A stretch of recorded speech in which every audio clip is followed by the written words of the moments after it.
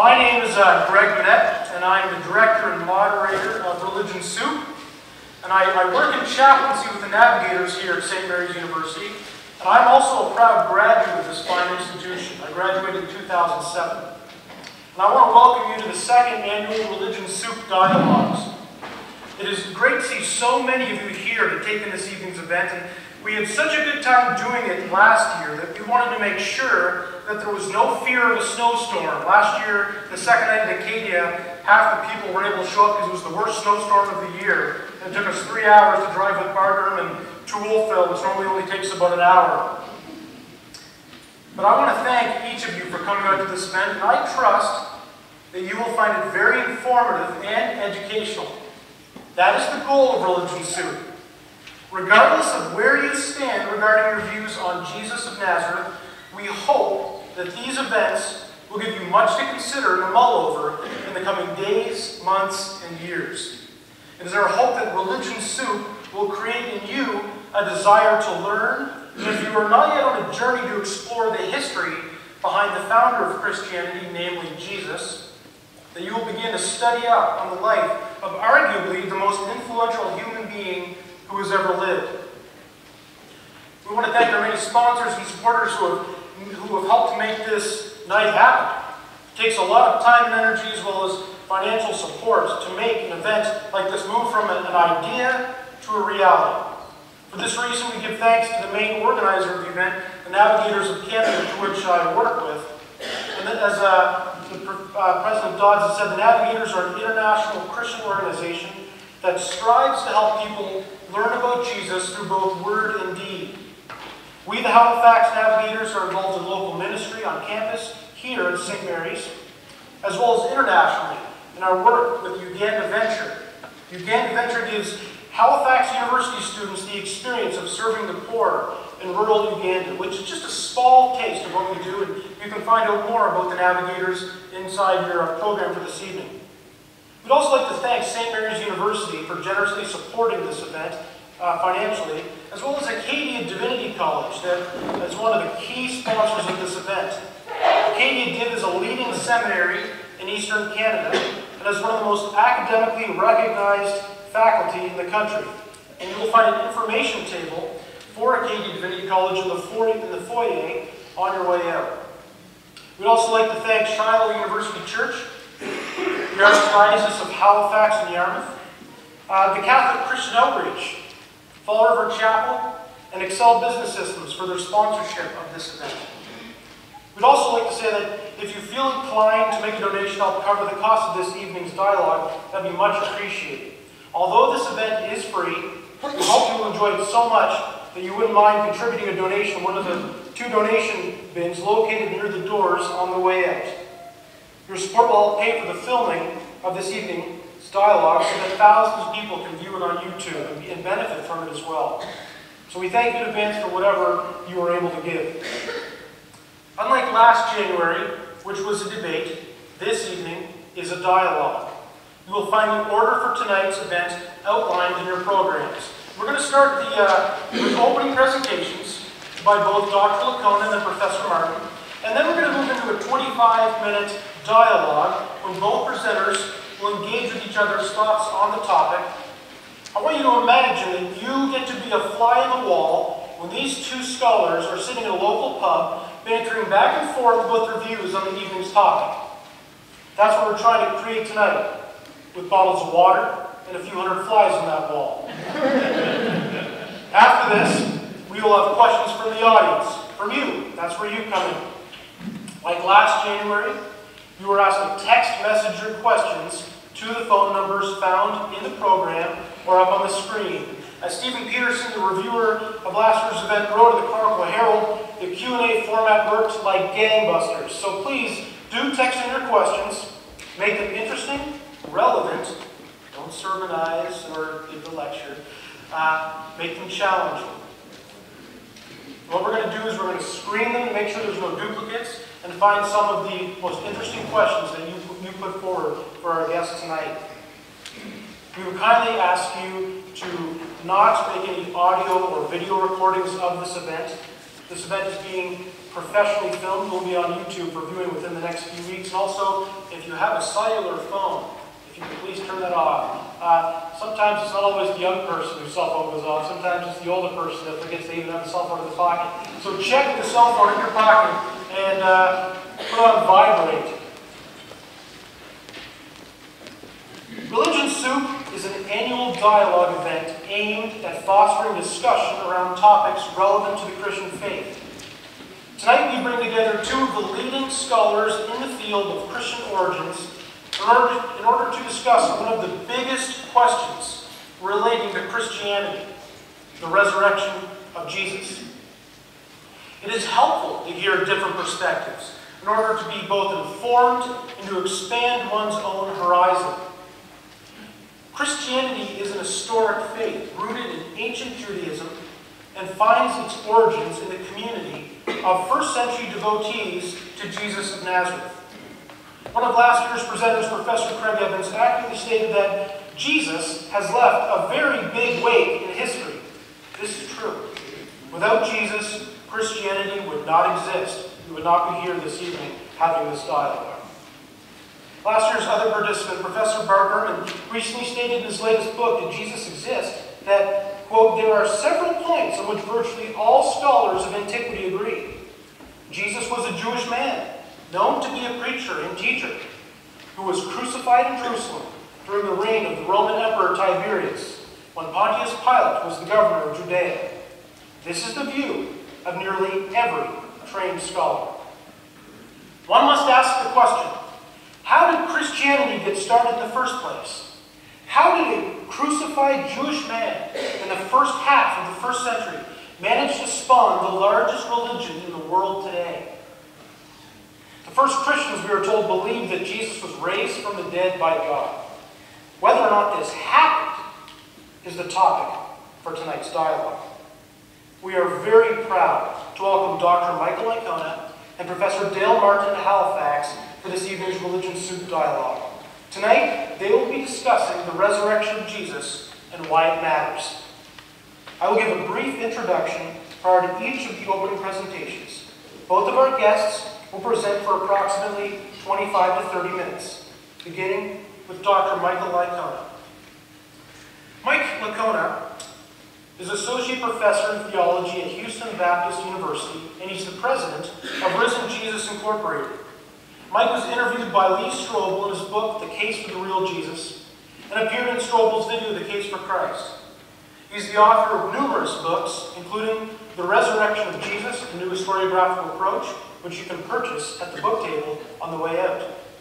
He also has authored Paul Meets Muhammad.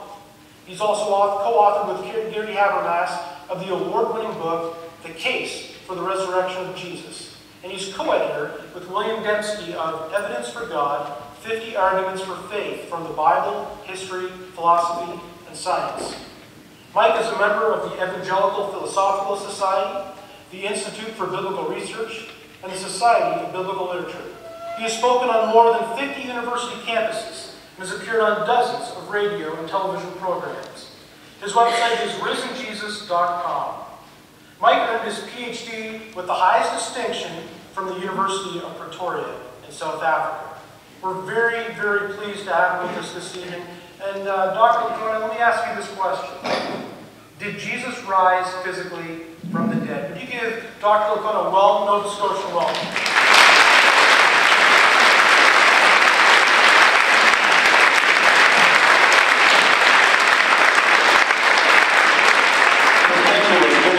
It is wonderful to be here in Nova Scotia and Halifax. This is my very first time. It's been a long time since I've been to Canada, but this is just beautiful up here. And so I don't know that I want to go back, but maybe I ought to wait till February before I make that kind of choice, right, instead of October.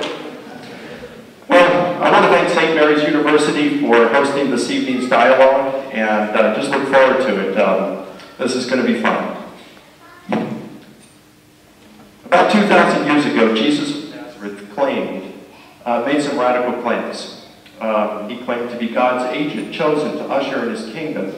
And a bunch of other claims he made as well. So radical that his critics would come up and say, you you are who you say you are, if you can do what you say you can do, show us a sign. Something. Give us some proof.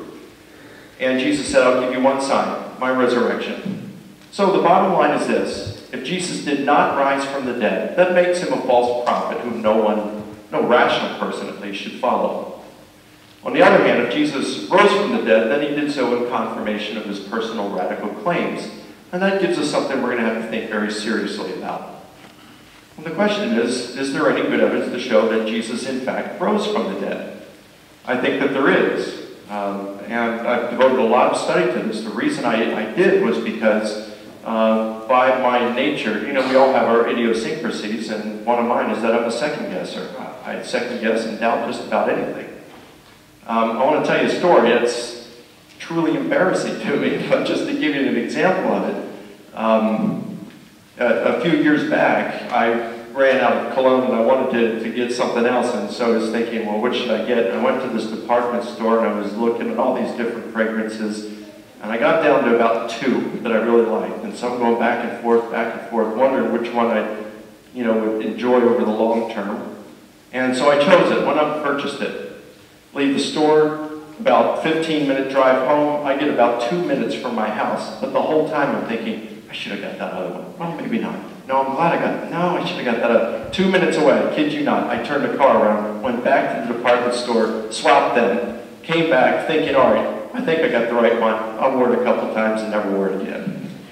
I mean, this is just frustrating, this kind of stuff. But that's just the way I'm wired. And if I'm going to fret over something as silly as a bottle of cologne, of course I'm going to fret over other things that are of much greater importance. So if I make a mistake on a bottle of cologne, I've only wasted 40 bucks. But if I make a mistake, I was thinking on my worldview, it has the potential to cost me eternity. And so I got thinking, gosh, the history of the world and Plato, Aristotle, and all these people up through today, we disagree on so many different things when it comes to worldview. How on earth could I ever figure this out? Maybe I can't. But I wanted to see if there was any good evidence for the truth of Christianity. Is it rational to believe it, to be a Christian, to follow Jesus? And since Jesus gave his resurrection as the sign by which we could know Christianity was true, I figured, well, that's a great place to start. And in fact, the Apostle Paul wrote in 1 Corinthians 15, he said, if Christ has not been raised, our faith is worthless. And so it seemed like this would be a good thing to investigate. I got involved in a PhD program, started my investigation. I decided that I would approach this a little bit differently. I would approach it from the viewpoint of a historian. So I wanted to study how professional historians outside the community of biblical scholars go about their business. Because very few biblical scholars are actually trained in these areas. And so I wanted to see how they did it. And so I started reading hundreds of books and journal articles on how to do history, how to do historical investigation. And it all resulted in a book a little over 700 pages. And I just really was consumed with this. And in the end, I was convinced that what I had originally believed had been revealed by God's Spirit, had been confirmed by history. And namely, that God exists and that he actually revealed himself to mankind in Jesus Christ. Now, I don't know that we can show that God raised Jesus from the dead, but I do think that we can show that Jesus was raised from the dead. And so this evening, I want to talk a little about that. And I'm going to make it simple. In fact, I'm going to make this so simple that even a Southern Baptist could understand. I'm going to construct a positive historical case. You can strike that from the transcript, please. I'm going to construct a positive historical case for Jesus' resurrection using 2 major building blocks, facts and method. Let's begin with the facts, and I'm going to give 5. Now, in doing these 5 facts, I want to start off with a timeline. I'm going to borrow this timeline from a friend and mentor of mine named Gary Habermas. And he talks about, most scholars today, the majority who study the subject, would say that Jesus was crucified in either April of 30 or April of 33. It seems that there's a slight majority who opt for April of 30. It really doesn't matter, and since 30 is a round number, let's start with that. So we'll say Jesus was crucified in April of 30. Now, a few years after that, there's a skeptic, a persecutor of the church named Paul. And Paul had an experience that he at least was convinced was the risen Jesus appeared to him. Virtually all scholars agree on this as well. They're not saying that Jesus appeared to Paul, but they're saying that he had an experience that he was persuaded was the risen Jesus appearing to him. And that experience radically transformed his life from being a persecutor of the church to one of its most able defenders. Now, scholars don't know exactly when this happened, but the guess is somewhere between maybe 1 and 3 years. Could be a little bit more, whatever. But let's just say 2 years to work with. It doesn't really matter for what we're presenting here this evening. In fact, the later the better, the later the crucifixion, for me, the better, but we're just going to take 30 for the crucifixion, and let's say Paul 2 years later, that places it at 32 when he has this experience that he thinks is the risen Jesus appearing to him. Now, in our New Testaments, there are 13 letters attributed to Paul. Of these, it's undisputed that 7 of them Paul actually wrote, and then the other 6 are disputed to varying degrees. So just to make things simple this evening, I'm only going to appeal to those letters for which we are certain Paul wrote. One of those letters is the letter that Paul wrote to the church at Galatia. And in Galatians chapter 1, Paul says that 3 years after his conversion, 35, Paul goes up to Jerusalem and he meets with Peter, the lead apostle there. And he also sees James, the brother of Jesus. And he met with him, he remained with him for 15 days, he said. Now it's interesting to note that the Greek term that Paul uses here for meet or visit is hysteresis, from which we get the English word history. You see, Paul had not known Jesus during and walked with him during his ministry, so he wanted to get the whole 9 yards from one of those who had. And who better than Peter, the lead apostle? In Galatians chapter 2, Paul says that 14 years later he goes back up to Jerusalem. Now the text, whether you read it in Greek or English, it's ambiguous here, it's vague. We don't know if it's talking about 14 years after this visit or 14 years after his conversion. So we'll say 11 to 14 years after this visit. That places us somewhere between 46 and 49. And at that point, Paul says the objective of his visit was because he wanted to run the gospel message. I want you to remember this, the gospel message.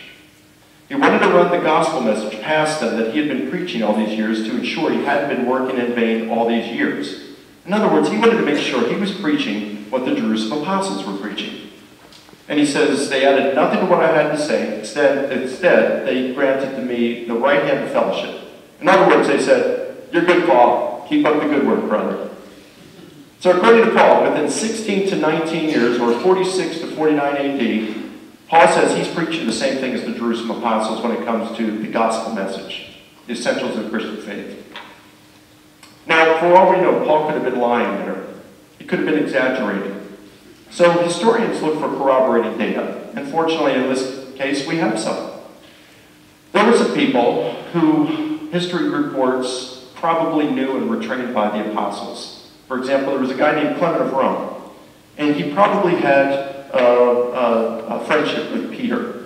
And then another guy named Polycarp, who had a friendship, was mentored by John. Now remember some of these names, and in case you have children someday and you're trying to think of names for guys, think of some of these. Polycarp. So you've got Clement, who knows Peter, probably, Polycarp, who probably knows John, and we have a letter from each of these 2 guys who have survived. And they're writing after the death of Paul. So it'd be interesting, if Paul had been teaching heresy on the essentials, we would expect these guys perhaps to chide and correct Paul on it. Instead, what we find from them is saying very laudatory things about Paul. Clement calls him the blessed Paul, places him on par with his mentor Peter. Polycarp says that Paul, and I quote, Paul accurately and reliably taught the message of truth.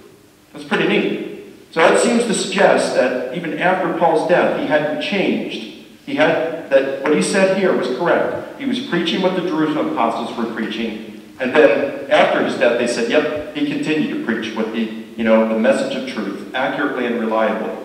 I could give some more evidence, but that should suffice to show that at least when we're hearing Paul in the gospel message, the essentials, we are hearing the voice of the Jerusalem apostles. 46 to 49.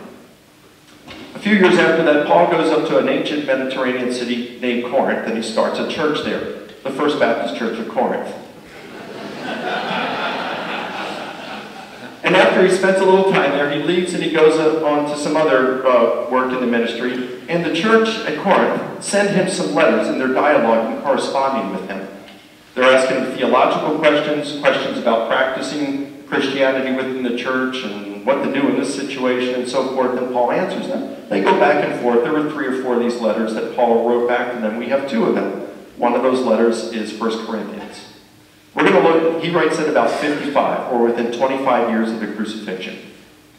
Now, we're going to look at chapter 15 in just a moment. But before we do, I just want to give you an idea of where the Gospels fit in here. I'm not really going to be appealing to them this evening. But what we're going to do, I want to just give you an idea of when they were written. We don't know exactly when they were written. Scholars aren't in agreement with this. You have someone like James Crossley, kind of a skeptical guy, an agnostic at Sheffield. He puts Mark in the 40s. Most scholars put Mark between 65 and 70. Some conservative scholars would put Matthew in maybe the 50s and so forth. Other evangelicals may put Matthew in the 80s or the 70s. So I don't want to get into the different arguments, but the standard dating is Mark was written 65 to 70, or another 10 to 15 years later. And then Matthew comes, or Luke, we don't know which one. One of them comes a little later, maybe Matthew around 80, Luke 85, and then John last writes probably between 90 and 95. So within 35 to 65 years of Jesus' death. Pretty early, actually, by ancient standards for a biography. But the point I really want to make here is 1 Corinthians comes before any of them. At least a decade, if not more, before any of the Gospels are written. When you look at chapter 15, Paul opens up by saying, I want to remind you of the gospel message I had preached to you. Remember that? The gospel message he ran by the Jerusalem apostles in between 46 and 49. Here it is in 55, and he says, I want to remind you of the gospel message I preached to you, by which you became Christians and are continuing to walk in faith. And then he begins in verse 3 to tell what that gospel message is. And let me give you that. And our 5 facts: Paul was an eyewitness, or he claimed, he believed he was an eyewitness of the risen Jesus. He's hostile at the time of his conversion. Number 2, Paul knew Jesus' disciples. 3, he was teaching what they were teaching. All right, what were they teaching when it came to the resurrection? Here's the gospel message Paul talks about. I delivered to you at first what I also received, that Christ died for our sins according to the Scriptures, and that he was buried, and that he was raised on the 3rd day according to the Scriptures, and that he appeared to Peter, then to the 12. Then he appeared to more than 500 at one time. Paul adds, most of whom are still alive, but some have died. Then he appeared to James and to all the apostles, and then Paul adds, last of all, as the one untimely born, he appeared also to me. So here we have Paul given 3 individual appearances to Peter and James, whom he met with twice, we've seen, and then Paul himself. This is eyewitness testimony. And then 3 group appearances, to the 12, to more than 500, to all the apostles. The reason the group appearances are important is because we know from modern psychology that group hallucinations are extremely rare, if not impossible. And so to have 3 of them would be very, very, very rare, if not impossible.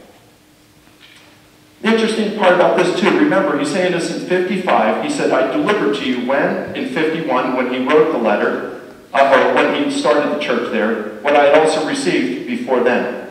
So again, remember, we are looking at very, very early tradition here that goes back to the Jerusalem apostles themselves. So what we find in here is, number 4, they were teaching, Jesus' disciples were teaching that he had risen from the dead and had appeared to them in individual and in group settings to friend and foe alike. And number 5, they were teaching that Jesus was raised physically from the dead. His corpse had been raised from the dead. That's what I mean by that. Now, if I'm not using the Gospels, there's no empty tomb narratives. Paul doesn't mention an empty tomb, so how do we get this in Paul's letters? Well, it's really not that hard at all. And Paul's not reporting a narrative of the resurrection, but he does talk. He's going to get there indirectly. So, for example, there are at least 5 passages in Paul's undisputed letters in which he says things like, the way we will be raised from the dead is how Jesus was raised from the dead. Let me give you an example. This comes from 1 Corinthians 15, verse 20. Paul says Christ has been raised from the dead, the first fruits of those who are asleep.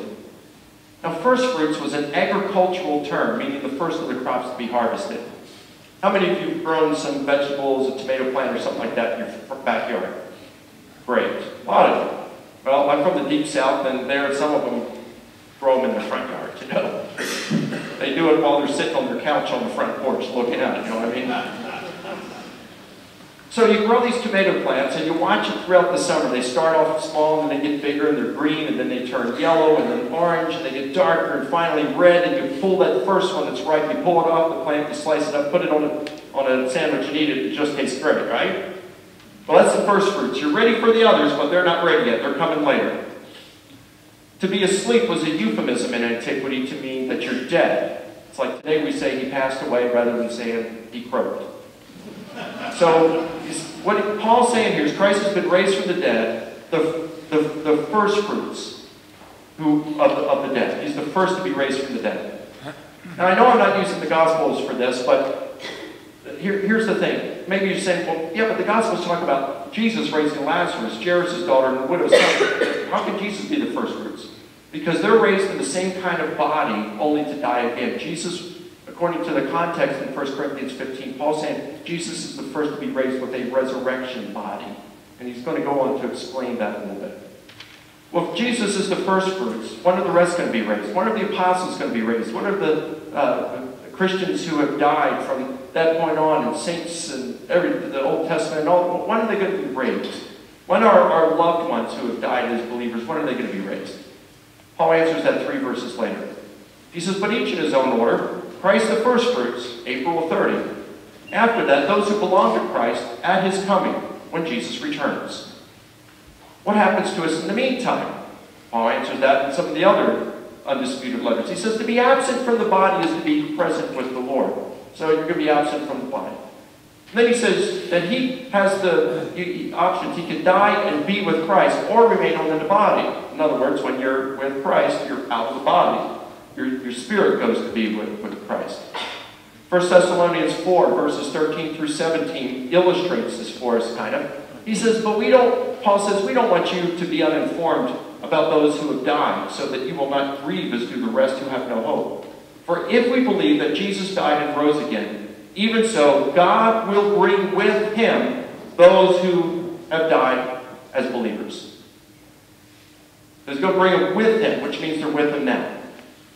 For this we say to you by the word of the Lord, that we who are alive and remain unto the coming of the Lord will not precede those who have died. For the Lord himself will descend from heaven with a shout, with the voice of the archangel and the trumpet of God, and the dead in Christ will rise first. Wait a minute, Paul, you said Jesus is bringing the dead back with him. How are they going to rise first? Very simple.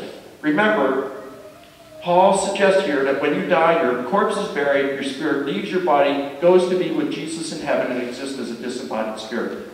When Jesus returns, he brings our spirits back with him, puts them back in the corpses, resurrects the corpse, and transforms it into an immortal, glorious, powerful body that's animated by the Holy Spirit. So it's a physical resurrection of a corpse that's then transformed into something immortal, glorious, powerful, and moved and enlivened by the Holy Spirit. It's a physical, bodily resurrection of a corpse. And if Christ is the first fruits of the dead, and we're going to be raised, our corpses are, that means Jesus, according to what the apostles were teaching, his corpse was raised from the dead. It's a bodily, physical resurrection. So that's our fifth fact. That leads us then to our second major building block, method. What do we do with this information? Well, historians typically use 4 general criteria for what they call arguments of inference to the best explanation. This has nothing to do with how we get to the facts. It's once they take the facts, the things that we have a good, secure evidence for to lead us to believe this is the way things were. These we'll call them facts. We can define facts differently, but let's just call them facts to just make it simple. And then what they do is they formulate hypotheses in order to explain these facts. And then they compare the hypotheses to see which one best explains those facts. And the way you measure which hypothesis best explains those facts are using these kinds of criteria.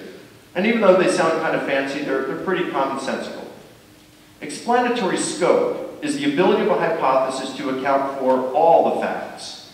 So let's say you've got 10 facts that you want to consider. A hypothesis that can account for 8 facts has greater explanatory scope than one that can only account for 3.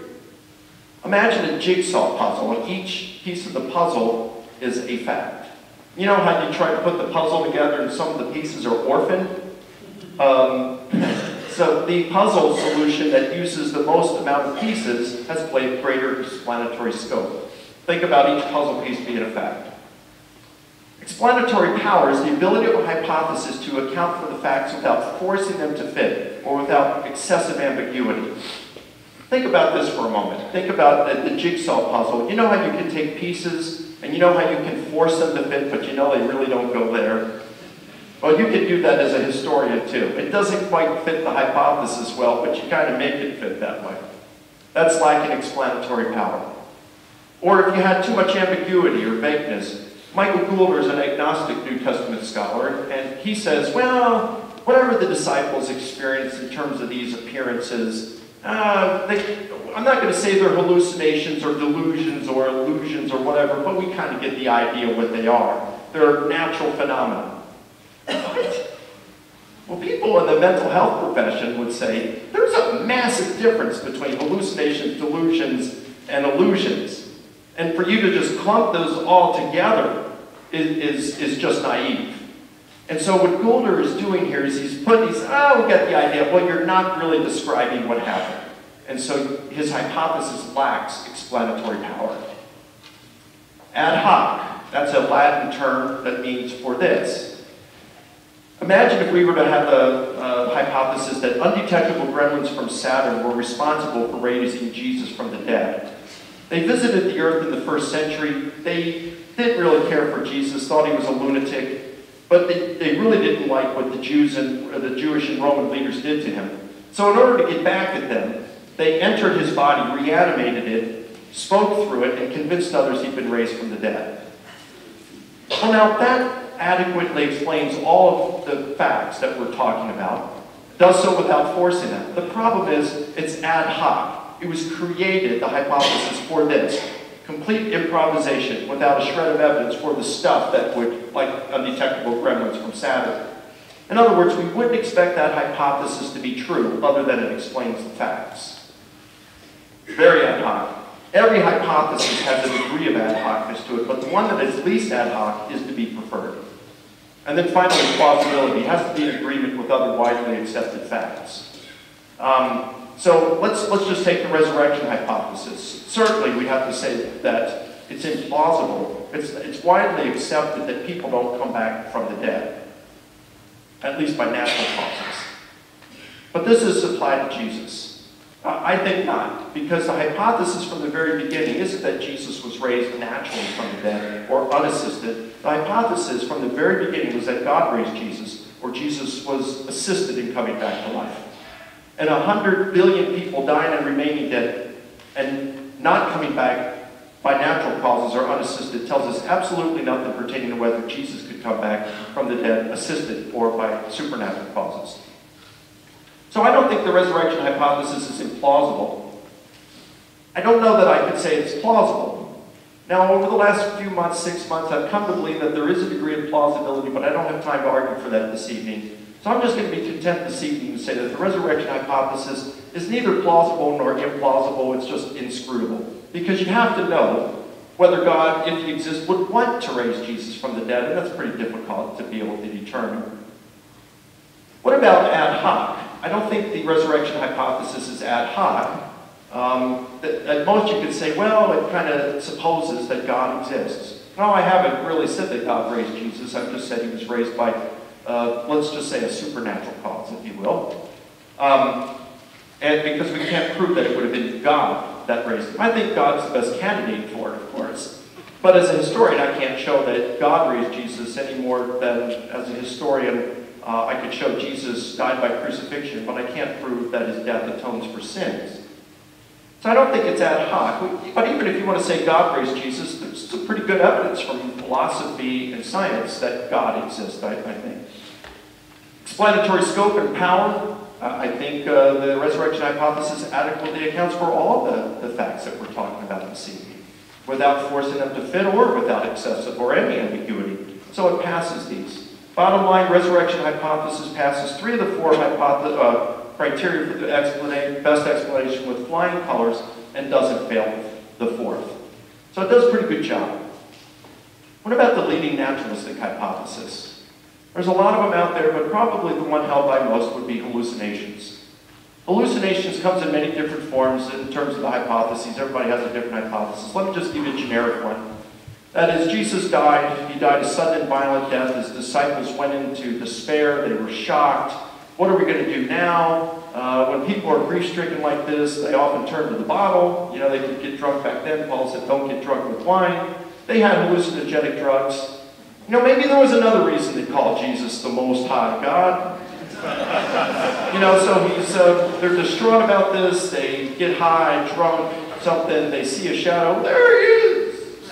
Oh, he's up there. You know, and they think they see Jesus risen from the dead. And, you know, that's how the appearance is. The problem with the hallucination hypothesis is, number one, it can't account for the group appearances. Because again, we got not 1, 2, but 3 group appearances in this earliest material that says that, you know, that they saw Jesus.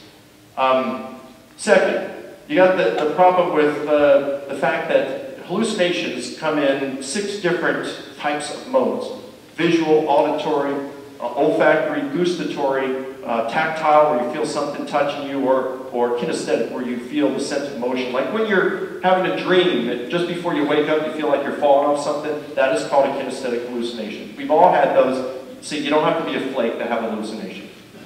All right? The group most likely to experience a hallucination are senior adults or even the loss of a loved one. Multiple studies reveal approximately 7% of them experience visual hallucinations. That's the highest percentage.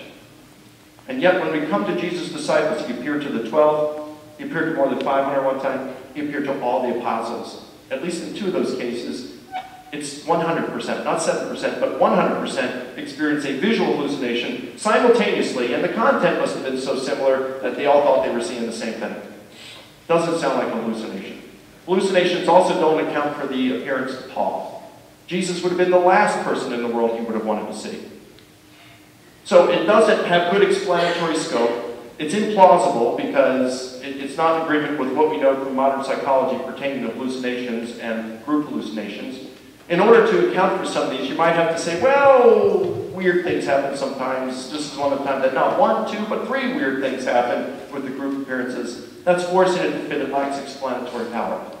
Or maybe Paul was feeling guilty for killing all those nice Christians, and he wanted to resolve that, so he had a conversion disorder and experienced a hallucination as a result. Of course, the problem with that is there's not a shred of evidence for it, and so it's ad hoc. So in order to compensate for its lack of explanatory scope and plausibility, you've got to sacrifice some other things. So that is, the leading naturalistic hypothesis does a horrible job at fulfilling the criteria for the best explanation. Resurrection hypothesis does an outstanding job, 3 of the 4, and doesn't fail the 4th. Therefore, just from a historian's viewpoint, we can see that the resurrection hypothesis is far superior to the hallucination hypothesis, the leading one. And when you do the same exercise using other hypotheses, you find out that the resurrection hypothesis comes out on top every time. It is by far the best historical explanation of the data. And that excites me as a Christian. And I think, just in concluding, we told about why this is important at the very beginning, but the practical implications for everyone is, if Jesus rose from the dead, it shows that Christianity is true. It tells us that God loves us, he cares for us, and if you're experiencing some difficulties in your life, a blown-up marriage, you just found out you had cancer, you got financial problems, your house is ready to get repossessed, you just lost your job, whatever it is, if Jesus rose from the dead, it means you matter to God. Thank you.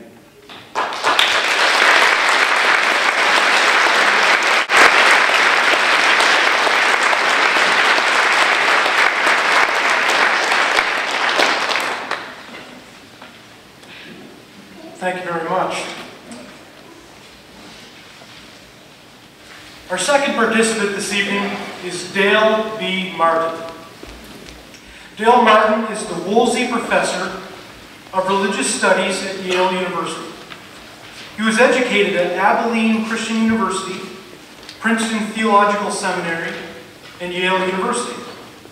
His work explores the New Testament, Christian origins, the Greco-Roman world, the ancient family, and gender and sexuality in the ancient world.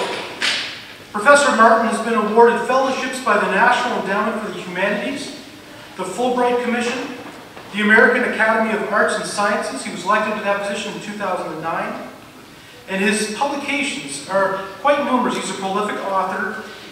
These publications include Slavery as Salvation, The Corinthian Body, Inventing Superstition, Sex and the Single Savior, and Pedagogy of the Bible. Numerous of these books are for sale on the book table on your way out after this evening. Professor Martin lives in New Haven, Connecticut, and we are very, very pleased to have him with us this evening. So, Professor Martin, let me ask you, did Jesus rise physically from the dead? You give Dr. Martin a warm Nova Scotia.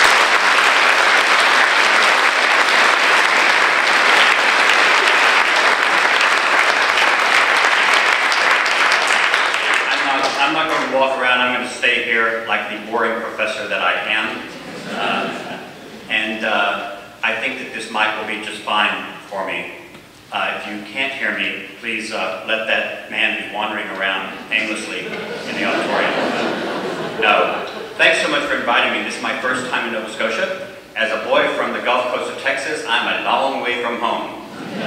But it's absolutely gorgeous. But I couldn't think about that, being a Texas boy a long way from home, without being reminded of one of my favorite Aggie stories. You know, different people in different geographical locations have different people they make fun of. In Texas, we tell Aggie jokes. So this is one of my favorites. These three Aggies, these are people who connected with Texas A&M University. There are these three Aggies arguing about their favorite holiday. And this is kind of an American-centric joke, but you'll understand it.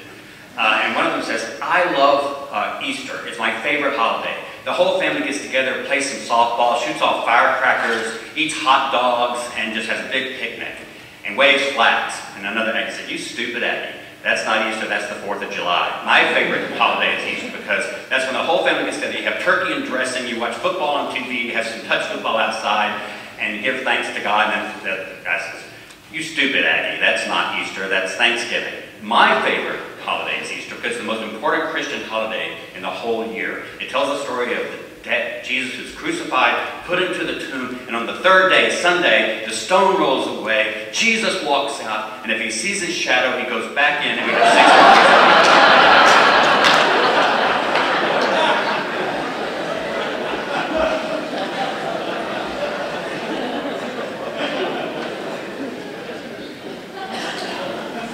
I'm going to start just by telling you what I believe. Theologically, I attend church and stand up just about every Sunday to say the Nicene Creed, which confesses that we believe in the resurrection of Jesus. I say the Apostles' Creed. I confess in the resurrection of Jesus and the resurrection of the body when I, in my Episcopal church, go through the liturgy. Historically, though, I do not believe that the resurrection of Jesus can be established as a historical fact by the normal means of modern historiography. The most I believe can be established historically is that the Apostle Paul and some of Jesus' followers believed they saw him alive sometime after his death. Now, when I'm asked the question, do you believe Jesus raised physically, I have problems. Because the category of the physical, I think, is absolutely problematic with the state of physics as it is right now in our world. I've asked many scientists, what is matter? And they don't know how to tell me. If you say the universe is composed of two things, which is what physicists will tell you, matter and energy, is energy physical? And scientists will say, yes, it's not matter necessarily, but they talk as if it's matter in a different form. Now, I've had scientists say that's not exactly what they mean. But I simply don't know what it means to call something physical in a universe where one atom can be in two places at the same time, where you might have string theory, that the basic building block of everything in the universe are these wavering strings that nobody can see, and I actually read up a lot on popular presentations of theoretical physics and cosmology, and the category of matter and the category of physical doesn't mean anything anymore. Second, I also don't believe that in using a category called the supernatural. I've written on this in my Corinthian Body book and a bit more in my Inventing Superstition book. So I'm going through this stuff really pretty quickly. But I have to say this stuff because there are certain words I just won't use because I don't believe they're helpful, either from a scientific point of view or from a theological point of view. Nobody in the ancient world, until maybe the Neoplatonism of the 4th and 5th century, had any kind of category of the supernatural in their heads. They believed, and Greeks and Romans believed this, and I think most early Christians and Jews believed it, that everything that exists as part of nature, physis.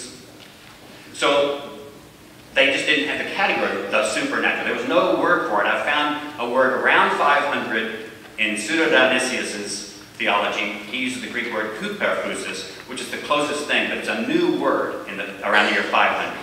Before that time, I can find nobody in the ancient world who divides up the universe into the natural world and the supernatural world.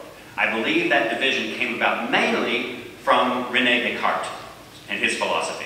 So it might have been earlier, but that's where I place the beginning of modernity, which separates out a realm of the supernatural, angels, demons, souls, spirits, these kinds of things, separate from a range of nature. And so I just don't use the term because it didn't exist in the ancient world. Paul or Jesus knew nothing about it. No early Christian writer until maybe the 5th century or 6th century knew anything about it. Also, I don't think it makes any sense in the modern world, or what in my world is the postmodern world. That clean separation of nature that we know everything about and operates by rules that we know everything about, I don't think that exists. And I think modern science shows it doesn't exist. So I'm not going to use the word supernatural. What I believe, I also want to make the difference that what I mean when I say history. History is not the same thing for me as the past, nor is it the same thing as what happened. Since I don't know what it means to ask whether or not Jesus physically rose from the dead, I'm going to address the issue by saying, what about the earliest Christian claims about Jesus' resurrection can a historian defend as historical? What claims or stories rise to the level of history, and how and why? History refers to what modern professional historians construct about what they think may have happened in the past. There's no way the past is accessible. The past is gone. The past, it's shocking to say this, the past does not exist. So if I write a history about the Civil War, you can't take my book on the Civil War and hold it up next to the Civil War and see where I got it right. All you can do is take other people's historical constructions of the Civil War and say, does Dale Martin play by the rules of modern historiography as well as or better than other modern historians? That's what historians actually do. They don't travel back in time and find the Civil War. They read historical accounts and judge which of them play by the rules of modern historiography. So the past is something that's happened, but the event of the past is not the same as the history of what happened. For example, no history of the Civil War could reenact the absolute whole Civil War, right? It's just it would be impossible. You have to take out the whole 4 years that the American Civil War happened. So the history of the Civil War is a story, a narrative about an event, not the event, nor is it even a reconstruction of the event. A reconstruction would be like if we could take the Titanic out of the ocean, the remains of it, haul it all to land, and put it physically back together. That would be a reconstruction of the Titanic. Historians can do nothing like that when they write history. They are constructing history as accounts about things they think are from the past. So what can we do with that about the stories of Jesus rising from the dead? I believe we have basically 5 people we can go to for data about this. Paul, who is the only eyewitness. The only eyewitness we possess, I believe, is Paul, to any resurrected body of Jesus. And then the 4 Gospels that are in our canon, Matthew, Mark, Luke, and John. What did Paul see? He claimed to have seen the resurrected Jesus. He is also the earliest account we have, by far, as Mike showed very well. But Paul claims that he saw the same thing that all the other people saw. He gives a list. And as Mike again said, Paul's claims in 1 Corinthians 15 depend on his insistence that what he experienced was not different in kind from what the 12 and the other apostles experienced. Paul's claims also depend on his insistence that the future resurrected bodies of Christians will be of the same kind as Jesus' resurrected body. And Paul's resurrected body, I believe Paul teaches in 1 Corinthians 15, is not a flesh and blood body. It is a body in which the flesh and blood has been transformed into a purely pneumatic body. And this is the way I prefer to put it, rather than the strange translations you get in your English Bibles of 1 Corinthians 15. Pneuma, this Greek word that's often translated spirit, in the ancient world was considered a material stuff. It was invisible, perhaps, or it was what we see when we see light. We see fiery pneuma. It's not too different from the way ancient scientists talk about the ether, which is that very, very thin kind of gaseous stuff that's the lightest and highest stuff in the cosmos. Pneuma was, Galen, the medical writer, said, pneuma is that stuff that exists in your head. You breathe it in the air. Your brain refines out everyday air and refines out the pneuma in that air. And that's a material stuff that exists in your body, and it runs through your body to tell your body how to move. This is pneuma running from my brain through my arm, telling my body to go up and down. When I touch something, that's pneuma, a physical stuff racing back and forth through the nerves to get to my brain to tell me I touched something, or that it's too hot. Pneuma is the stuff that brings the whole cosmos together in Stoic thought, for example. So the word we translate spiritual or spirit actually was in ancient science and medicine and philosophy, and I think in everyday thought, a physical material stuff, just very, very, very, very, very rarefied stuff, like we might think of as oxygen, like we think of as oxygen. So what Paul is teaching in 1 Corinthians 15 is flesh and blood cannot inherit the kingdom of God. And I make a much more elaborate argument about this in a full chapter of my book, The Corinthian Body, where I show how this is a perfectly rational thing for Paul to believe in the first century. What Paul believed was that flesh and blood cannot inherit the kingdom of God. So he says, what kind of body did Jesus have when he was resurrected and we will have? It's as different as a seed is from a flower. But there's continuity, but there's also discontinuity. And I said the discontinuity is the flesh and blood body, which had some pneuma in it, will be transformed at the end of time, just like Jesus' body at his death was transformed so that it no longer had flesh and blood. It was a body made of pure pneuma, a pneumatic body. So it wasn't flesh and blood. The relationship to Jesus' pre-resurrection body to his post-resurrection body is like the relationship of a seed to a plant. They need not look anything alike. Does a flower look like a seed? No. Note that Paul gives no indication that he knew anything at all about an empty tomb.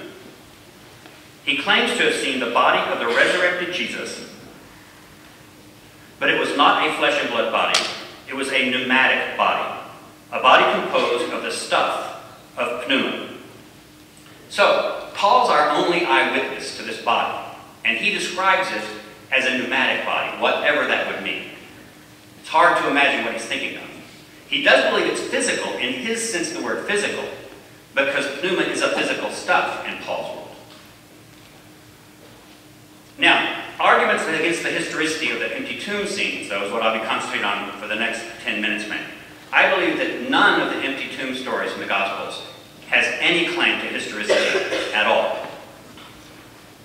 They differ about who saw something, what they saw, where they saw it, when they saw it, what Jesus looked like, that is, what was the very nature of his body. Was it flesh and blood or not? Mark, 3 women, Mary Magdalene, Mary the mother of James, and Salome, discover the empty tomb and see a young man in the tomb itself. They do not see Jesus. The young man tells them to tell the disciples and Peter to go to Galilee, and there they will see Jesus. But the text of Mark tells us that the women do not tell the disciples. No one sees the resurrected body of Jesus in the Gospel of Mark. No one. Matthew seems to follow Mark, but with his own changes. In Matthew, Mary Magdalene and the other Mary, note there's no mention in Matthew of Salome, as there was in Mark, experience an earthquake. A descending angel rolls the stone away. Note that Jesus does not exit from the tomb. They don't see Jesus walk out, even though they supposedly see the stone roll away. Jesus' body, therefore, may not have been considered by Matthew a flesh and blood body, because just Jesus doesn't have to have the stone rolled away to exit the tomb in the Gospel of Matthew. He tells the women that Jesus has been raised and has gone to Galilee. On their way to the disciples, note that unlike in Mark, the women are said here to have some fear, but also joy. In Mark, they were just afraid. They are met and greeted by Jesus, two women. They worship him. He tells them to announce to the disciples his resurrection, and that the 11, now, because Judas has killed himself, according to Matthew, the 11 disciples should meet him in Galilee. No one but the women see Jesus in Jerusalem on the third day. Two women, that's all. The 11, and only the 11, according to Matthew, we don't have any of them mention anybody else, they go to Galilee. Some days later, it would take at least 4 days probably to get from Jerusalem to Galilee. They see him on a mountain in Galilee, and Jesus gives them what's called the Great Commission. Notice there's no real ascension scene. We kind of imagine it often in Matthew, but he just ends with the commission. Now, time and place go together. But we might not have time to talk about that during this first 25 minutes of mine. Luke. In the Gospel, which will be a little bit different from Acts, which was also written by the same author, the women, Mary Magdalene, Joanna, Mary, the mother of James, and the other women, so there are several women, we just thought there's not all named, and they see two men, notice there are two men now, not one, in dazzling clothes. They see the empty the tomb, but they do not see Jesus. They tell the 11. Peter then inspects the empty tomb, but doesn't see Jesus. So far, no one's seen the body. Later that day, Jesus appears to Cleopas and another unnamed disciple at Emmaus, which is 7 miles from Jerusalem, according to the NRSV choice of 60 stadia, rather than the 160 stadia in some other text. Perhaps later, they're the first people who are narrated to see Jesus' body after his death, according to Luke. They go back, maybe simultaneously. It is reported that Jesus appeared to Simon, which is probably Peter. Jesus then suddenly appears to them all, the 11 and their companions, it says. So we're not really sure exactly how many of them there are. Jesus shows them his flesh and bones and wounds, and he eats fish in front of them and denies it as a ghost. So Luke's Jesus is an actual flesh and blood body. Jesus leads them to Bethany, suburb of Jerusalem, blesses them, and while blessing them, he ascends into heaven. So it sounds like this all happens in 1 week, basically, or even on the third day, but just in a few days. Jesus appears to them, to the 11 their companions, and then he ascends to heaven. In Acts, though, we get a different account. Jesus here is depicted as hanging around Jerusalem, appearing regularly to his disciples, and for a 40-day period of time. So it's specified that Jesus appears to his disciples for 40 days. He tells them to remain in Jerusalem until they are baptized with the Holy Spirit, which happens at Pentecost, 50 days later. He ascends to heaven outside Jerusalem from Mount Olivet, and then they see two men and return to Jerusalem. They do not leave Judea until much later in the narrative, and they are explicitly said to remain in Jerusalem until after Pentecost at the earliest. That's Acts. All of the appearances to Jesus in Luke and Acts take place only in Jerusalem and its suburbs. All. They all appear only during a 40-day period of time and then stop. In John, Mary Magdalene is the first to go to the tomb. She sees the empty tomb, tells Peter and the beloved disciple. They return home without seeing Jesus. A bit later, Mary, still at the tomb, sees two angels at the head and foot of the slab. But she doesn't see Jesus in the tomb. Later, she thinks she's still at the tomb. No. She sees Jesus in John 20:14, but thinks he's the gardener. Notice, Mary just saw him 3 days ago. She's standing right there with him, and she doesn't recognize him. Mary is told to announce the resurrection and the coming ascension to the disciples, which she does. That evening, so the evening of the first day, Jesus appears to the disciples in a locked room in Jerusalem. 1 week later, Jesus appears to them again, now including Thomas, doubting Thomas. Now, the last chapter of the Gospel of John, most scholars believe, is an epilogue tacked on sometime later by somebody else than the author of the other part of John. And it sounds like an epilogue, because it says this: after these things, in chapter 21, some of the disciples are in Galilee. Simon Peter, Thomas the twin, Nathanael, the sons of Zebedee, and 2 others of his disciples. They go fishing. Jesus appears to them just after daybreak, and Jesus makes breakfast. And then the chronology says, this was now the 3rd time that Jesus appeared to the disciples after he was raised from the dead. So John gives us even a chronology of counting. Okay, what do we conclude from these?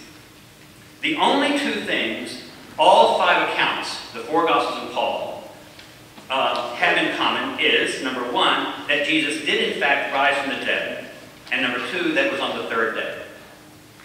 Everything else, who saw him, where they saw him, when they saw him, what else they saw, was a young man, an angel, 2 men in dazzling clothes, 2 men sitting in a tomb, one at the head, one at the foot. Mary sees what Jesus looked like differs in all the different accounts. Paul's list, for example, says he appeared first, and this seems to be chronological, first to Cephas, that is to Peter, then the 12, the disciples that is, then more than 500 brothers at one time, then to James, which is Jesus' brother, and then all the apostles. Notice for Paul, the category of the apostles is not the same thing as the category of the 12. And then to Paul. Obviously not part of the list of himself that he's inherited, but Paul inserts himself. The earliest list, Paul's, doesn't mention Mary Magdalene at all. Matthew and John say that Mary was the first to see Jesus. Matthew has appearances over probably several days, but only to 13 people. Acts has Jesus appearing all around Jerusalem and its suburbs over a limited period, 40-day period. Paul has the appearances going on for a few years, and apparently several different locations. Acts insists that all appearances occur only within 40 days and only in the area of Jerusalem. Matthew insists that Jesus appeared to the 11 only in Galilee. Finally, what did Jesus look like? According to Paul, Jesus' pneumatic body could have looked no more like his flesh and blood body than a flower does to a seed.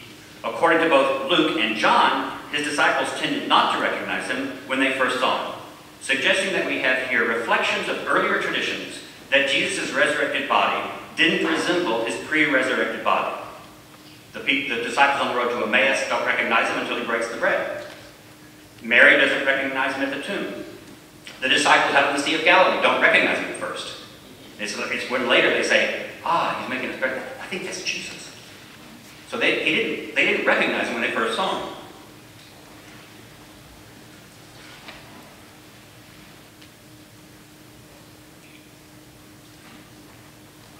The Gospel, I skipped down to Matthew. Also, according to Luke and John, Jesus' body was flesh and blood. These are the kinds of inconsistencies that a historian would expect when encountering stories that grew up and changed over time and space. You get the basic idea that Jesus was raised from the dead, right? You even get this very old tradition that it was on the 3rd day. But every other detail differs. If you put 5 people who all claim they saw a murder, and you put them in 5 different rooms, and the only thing all 5 of them can agree upon is that they saw it, but they can't agree on who did it, how many accomplices were there, how many people were there, was it in Houston or was it in Washington, did they take them 40 days afterwards to do it, or did they do it on the 3rd day? If you have all these disagreements among 5 witnesses, you wouldn't be able to accept the witness of any of them that they actually were there. So the only witness we have, the only one we have who claims to be an eyewitness to the resurrected body is Jesus, Paul, and he saw a pneumatic body, and it happened years, at least 2, maybe 4 years after the death of Jesus. All the other details just don't add up. One last piece of evidence, it seems to me. I'm just trying to watch my time. The empty tomb, if the empty tomb stories were historically true, I, as a historian of religions, would have strongly expected that that tomb would become a place of veneration among early Christians. If they knew where it was, why did they go back? It was very popular in the ancient world for people to have picnics around tombs. The family and the loved ones would get together on the anniversary of a death, and they would actually celebrate the person's memory with a picnic. If they knew the tomb where Jesus had been raised from, why did it take over 200 years for Christians to start venerating the tomb? And then they had to pick one that doesn't seem to fit the archaeology of the biblical narratives. It took basically Helen, the mother of Constantine, the emperor of Constantine, to go back, and she was hearing traditions about where the tomb might have been. But she said, okay, this is the tomb, build the Church of the Holy Sepulchre here. That's in the 4th century. If they knew where the tomb was, why didn't they use it as a place to pray? As a place to have an Easter worship service? There's no evidence that early Christians knew where the tomb was until too late to count as historical evidence. And I think I'll stop there for the moment. Yeah. I left you 2 more minutes. There's a lot of other stuff I could talk about, which is matters of historiography. Why is it that historians have come to believe that you can't bring God into history? You may believe that the North won the American Civil War because God did it. But if you try to get tenure with that as your thesis, you will be denied tenure in any reputable American or Canadian university. It won't happen. That's not what historians do. The other things that I can talk about is history has to be symmetrical. So if you believe that God is the agent who caused the resurrection of Jesus, or that the resurrection of Jesus is an absolutely unique historical but supernatural event, you've got to be able to deal with the claims of other religions that are very similar and have similar supporting evidence. If you accept Paul as an eyewitness evidence that makes you think this rises to the level of history, you have to do the same for other stories that all the way through. And those of us who teach religious studies in a comparative way, we're used to being held to this standard. You cannot give a historical account of your own religion that you would not allow for other people of whose religion you are not an adherent. And we can talk about that principle of symmetry during the discussion time.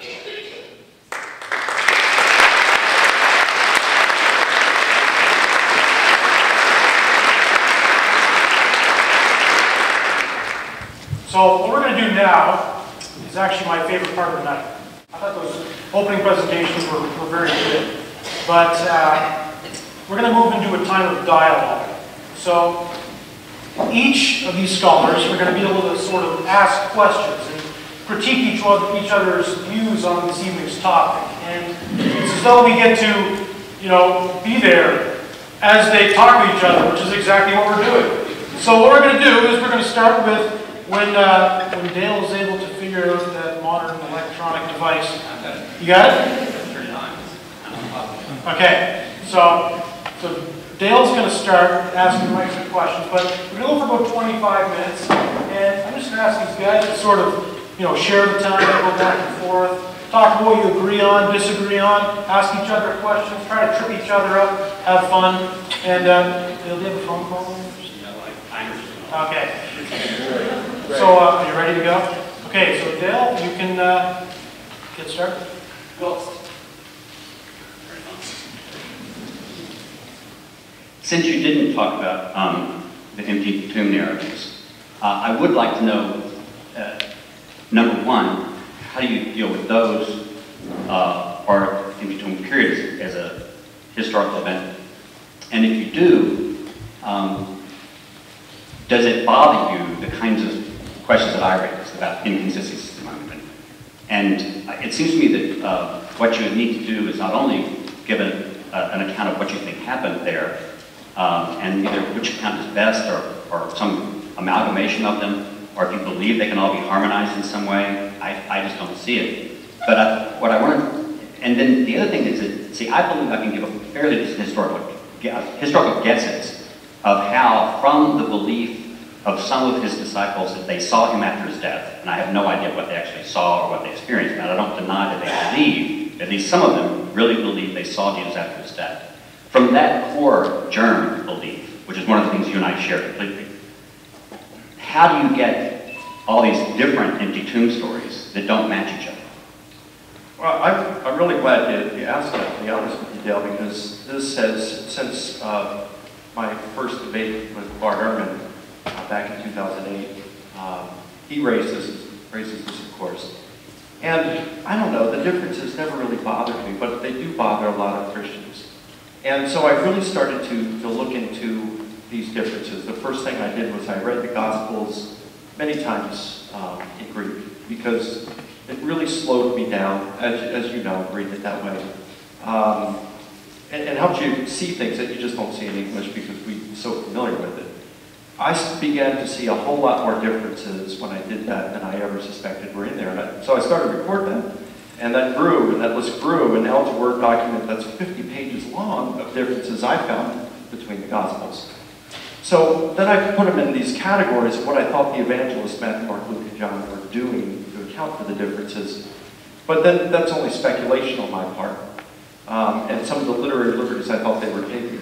And of course, as you know, there are historians who look at people like Tacitus, Suetonius, Plutarch, Dio Cassius, and they look at the same accounts to see how they told them differently, and then guess what their sources are to see what they did with those sources. But what I started to do, I thought, there might need to be a better way to go about this. And so I started reading Plutarch's Lives, the 50 extant biographies that he wrote. And I found that of those 50, 9 of them involve figures that lived at the same time. People like Caesar, Pompey, Antony, Brutus, these guys. I looked and found all the parallel pericope in there, and I found that there are 85 pericope stories that appear 2 or more times. There are 9 that appear 5 or more times. So this provides a unique opportunity for us as historians where we can compare these parallel stories in Plutarch to see how he told the same story different times, or in different ways, and what kind of liberties he took. And I read Theon, a guy from the 1st century who taught how to write literature, and some of the techniques that he talks about, Lucian in the 2nd century, and the only extant thing, actually How to Write History, it's called, How to Write History. And looked these, and I applied them to Plutarch, and we see a minimum of 6 different liberties that Plutarch took. I'm still studying it. I think there's even several more, but 6 that are in there. And when I go back to the Gospel account, say the resurrection errors and the empty tomb, and just in the Gospels period throughout, I find that the evangelists, Matthew, Mark, Luke, and John, especially when we can look at what like John, what he does with the synoptics, and Matthew and Mark and Luke, what they do with Mark, that they're doing the same kind of liberties that Theon said ancient historians, biographers should do, and that I can give multiple examples of Plutarch doing these. So Plutarch, the way he retells stories, there are greater differences in the way Plutarch tells stories, the same story, than the way the Gospel authors, say Matthew and Luke, retell the story from Mark. So what I see, all of these examples that you gave in your opening statement, I believe all of them, and I could show you examples in Plutarch where he takes the same kind of liberties. I believe that they can be explained, all of them, not by harmonization. I think you can harmonize some. But I don't want to do subjective text to hermeneutical waterboarding until it tells you what you want to hear. That's not what I'm into. But I am into seeing what the ancient historians, what liberties they took. And I think I see the Gospel authors taking the exact same liberties, and many times to a lesser extent that Plutarch does with the own, when he retells the same story. Does that make sense? I agree with you completely, and I think that that's what those of us who do a lot of comparison of New Testament materials with other Jewish and Greek and Roman texts that are contemporary to them, we're not at all surprised when you find that the writer of Acts probably himself composed most of the speeches and sermons in Acts, because Thucydides, at the beginning of his history of the Peloponnesian War, tells us that's what he did. And we know from Plutarch and from other ancient historiographers that history writers were expected to make up from their own rhetorical training, not to reproduce the speech that Pericles said on the funeral oration in Athens in the 5th century. But Thucydides is supposed to tell you what he thinks Pericles should have said at such a funeral oration. And that's what we think. I think that's exactly what's going on in the book of Acts, is you see the author constructing things. Except sometimes I think when it shows he's using a source, a written source before him, that because the speech doesn't fit his own theology.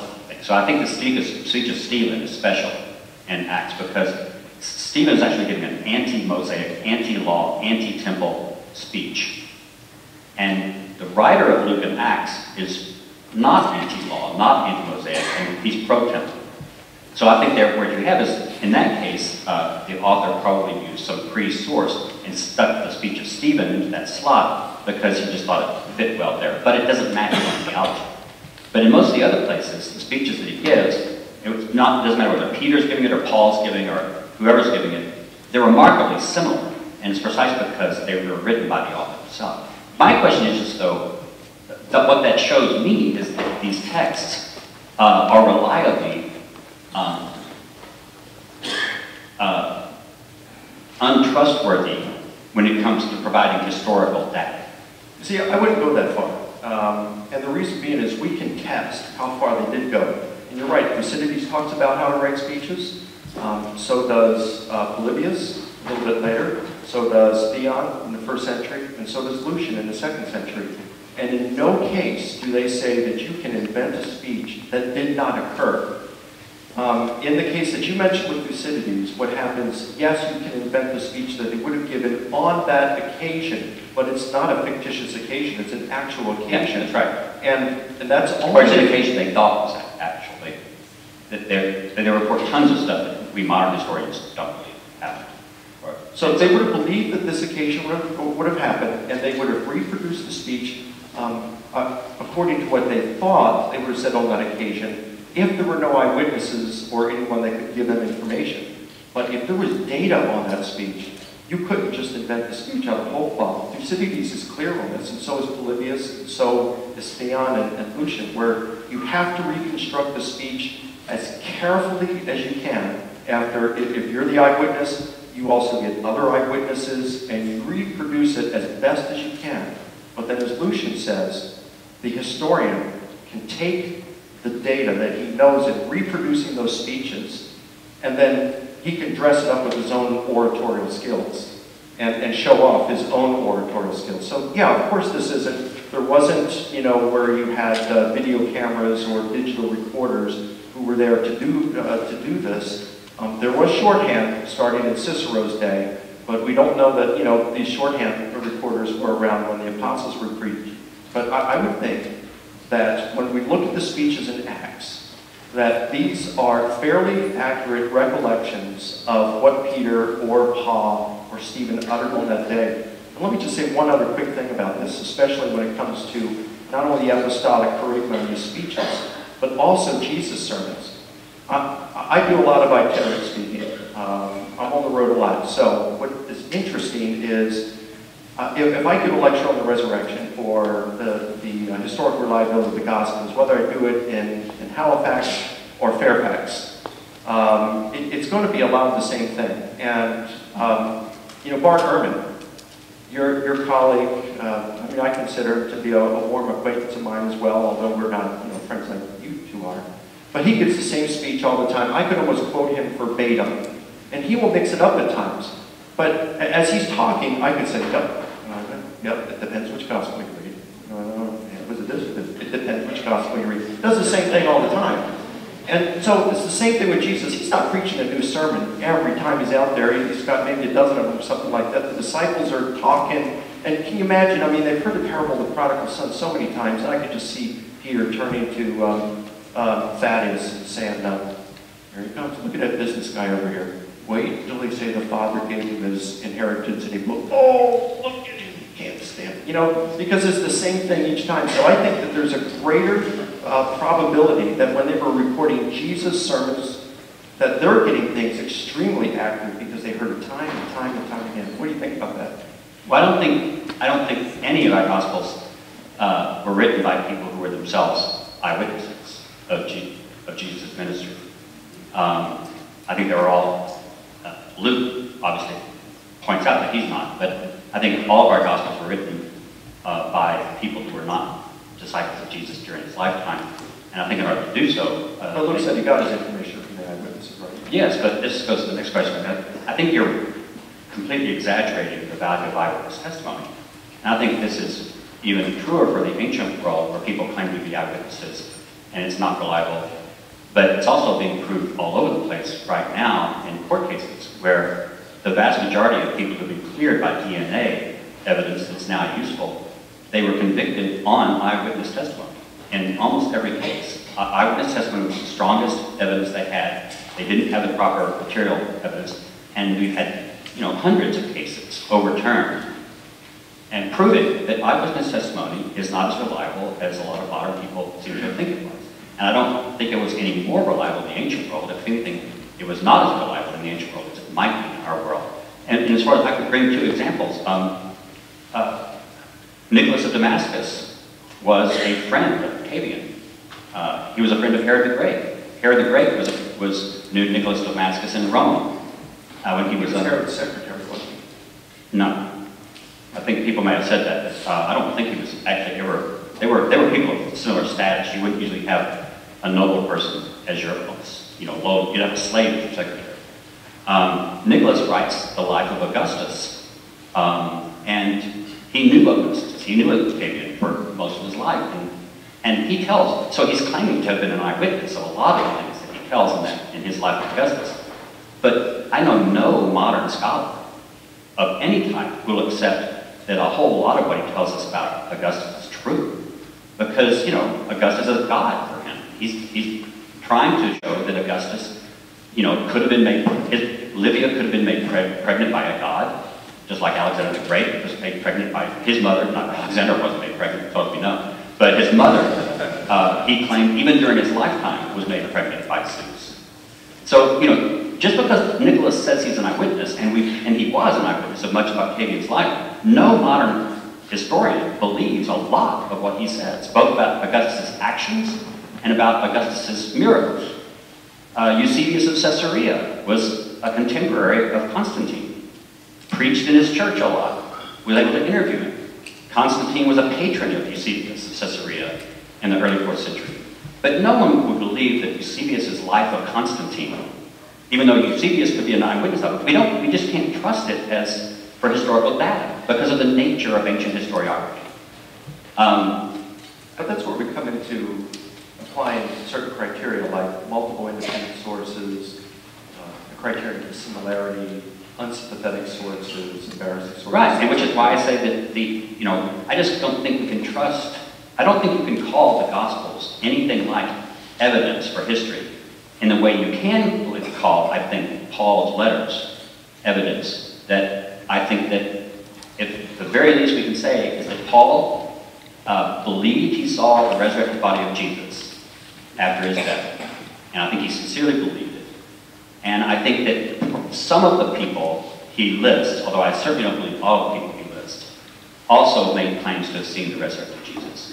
But I think that's as far as history can take it. I agree with you that if we had to choose between the Gospels and Paul, we give a little bit of an extra, we put a little more weight with Paul because he is earlier and we can really tie him to the Jerusalem apostles with a little more strongly than we can the testimony of the Gospels.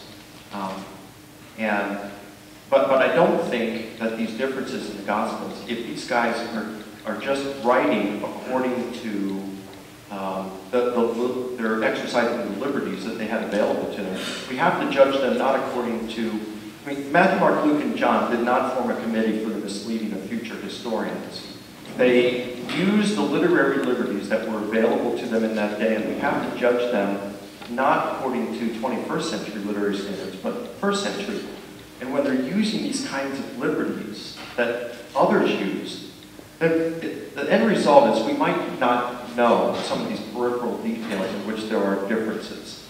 The position of the angels at the empty tomb, or some of the order of events, certainly time compression, inflation, transferal, displacement, all these kinds of things are going to paraphrase. So we might not know some of the peripheral details, but I don't think when we're looking at his ancient biography that means that they're historically untrustworthy. I think they're still trustworthy. It doesn't disprove their trustworthiness. And then when we consider things like multiple independent sources, such as, John is an independent source from the Synoptics, and so you would at least have Mark, and you would have John, with empty tomb narratives. You would have Paul, which he believes that Jesus' corpse was raised from the dead. And so I know you said physical, we don't know how to define it, so I'm just trying to say his corpse, and I think we get the idea, it's transformed. So if Paul believes Jesus' corpse is raised from the dead, that's certainly compatible with the empty tomb narratives. I don't see how it is. Paul's pneumatic body, Jesus, didn't need an empty tomb. A pneumatic body doesn't have to have a stone rolled away. A pneumatic body can pass through rock. And I think Paul just didn't even think about a tomb.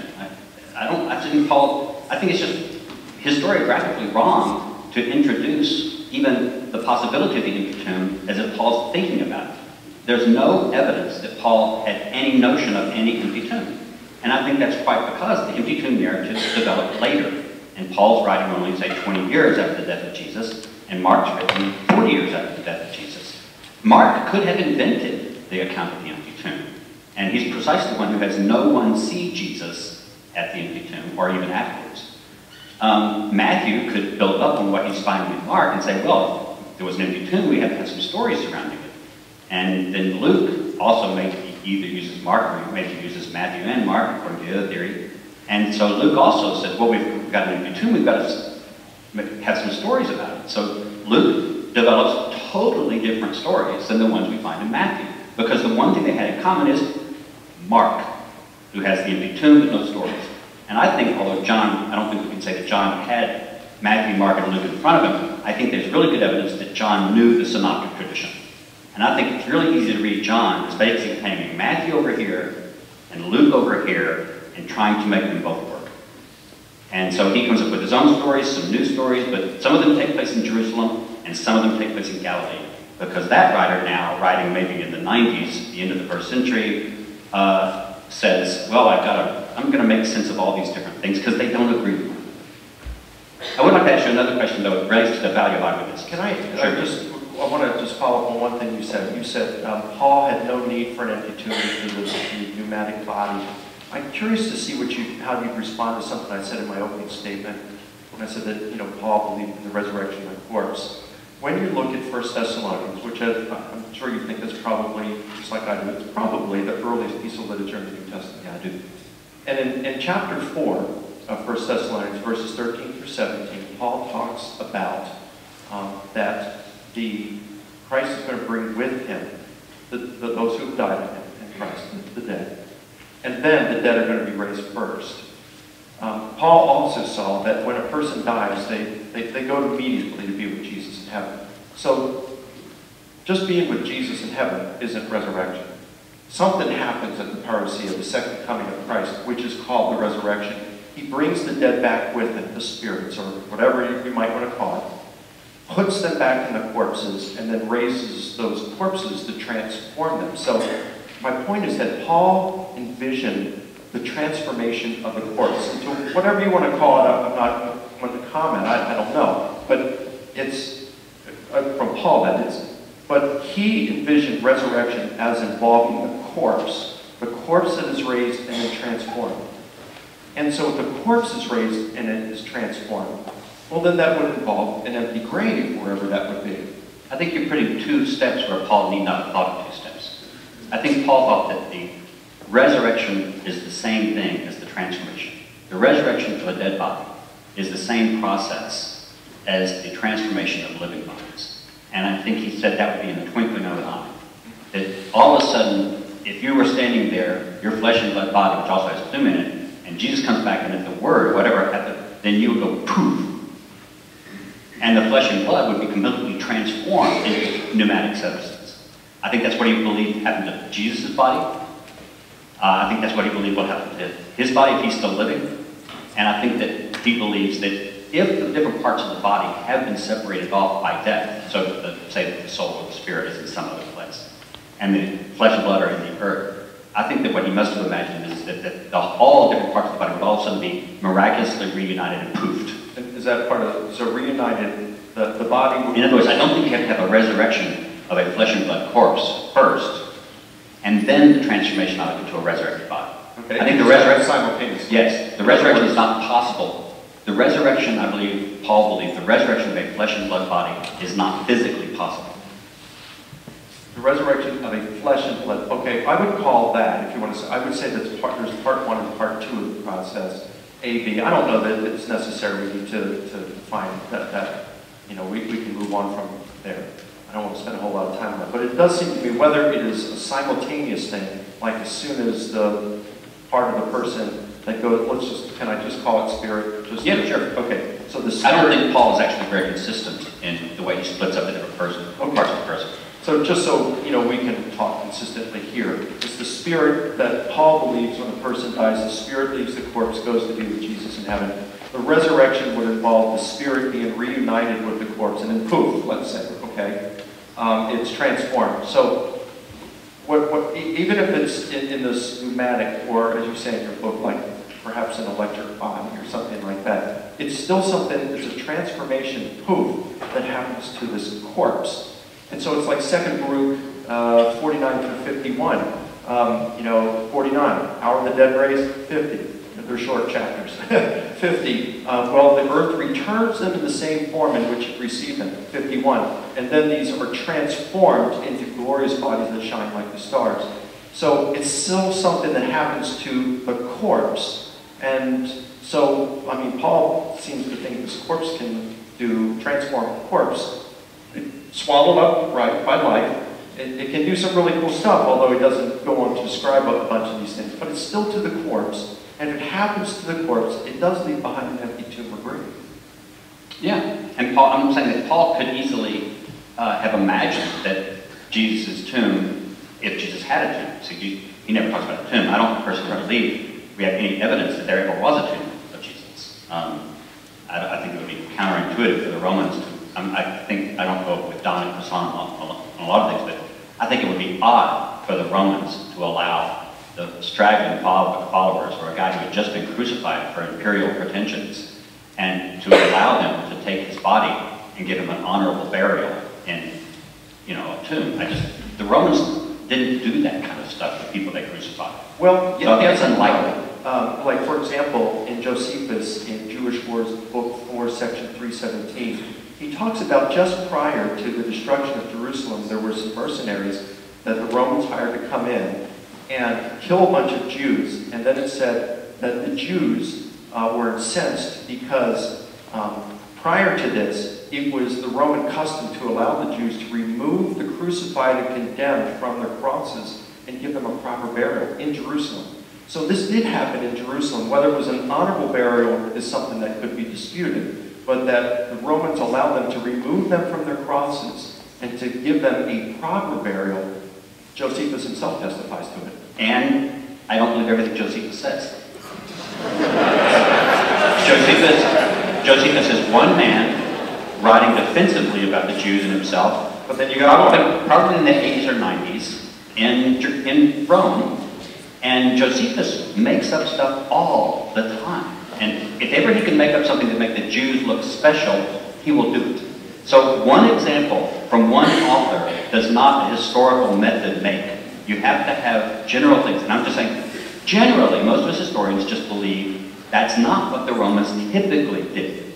Right, but they did in Jerusalem, according to Josephus. Josephus has been shown to be accurate on a lot of things. Even the color of the paint in Herod's bedroom has been shown that Josephus was accurate on that. Yes, I agree, he does invent, he embellishes, he does get some things wrong, but he gets a lot right. And so when you got Josephus saying it, and then you can say, hey, you got Mark. So now you have multiple attestation. We just chewed through 30 minutes of dialogue right there. Yep. Okay, in under 2 minutes, do you have one last nagging question for Dale? And then Dale, in 1 minute, I'm just joking. You have 1 minute to ask a question, and you have 1 minute to ask him a question. I can do it. One last nagging question. So, Mike. Oh, thanks. I have the first time. I'm looking for probably the most significant thing. Okay, well, let me just say this. You said history, it's what historians can reconstruct about the past, it's not the past. I think you and I are in agreement there. What we have about the past, I would say, and I'm curious what you'd think about this, what we have, like with the historical Jesus, is a reconstruction of what the real Jesus who walked the shores of Galilee would have been like. The real Jesus, of course, would have been more than we can reconstruct, but he's not less. It's kind of like a gravestone. The gravestone has a bit of information that we can know about the person, their name, date of birth, and date of death. The person in the grave is a whole lot more than the gravestone, but he or she is not less. And the historical Jesus, I think it's a reconstruction of basic things we can know about him. I would agree, it's not comprehensive, it's not absolute. In history, we talk about probability because we can't get into a time machine and return to the past and verify our conclusions. but neither can archaeologists, geologists, or evolutionary biologists. We apply historical method, we talk about probabilities, and it's not perfect, neither scientific method, but we find that it's on a regular basis, it's generally reliable, and far more reliable than other methods, such as tarot cards and magic 8 balls. Would you agree with what I just said? I just wouldn't put any of it like that. How would you put it? Historians learn certain practices when they're getting their PhDs. They learn that certain actions are outlawed and other actions are typical for the doing of history. They learn certain tools, certain sources are better than other sources. And then they enact this practice over their career, trying to live by the rules of historiography the best they can. What they produce is not a reconstruction of the past, it is a construction of the past. And what the test of whether it's good or not, better than tarot cards or anything else, is not does it correspond to what happened. It's did it play by the rules of modern historiography in professionally accepted ways. That's the only thing it can do. You can't talk about it measuring the past because we don't have access to the past. One historian's book is considered better or worse simply by other historians. Notice this is all peer-reviewed kind of stuff. Just like the only people who really judge whether a scientific fact is a scientific fact are other scientists, not journalists.